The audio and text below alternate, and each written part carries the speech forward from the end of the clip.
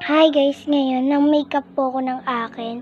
Tatanggalin ko na po itong mga ito lang po lipstick, hindi kasi nagagandaan ako tine. Okay guys. Wala naman.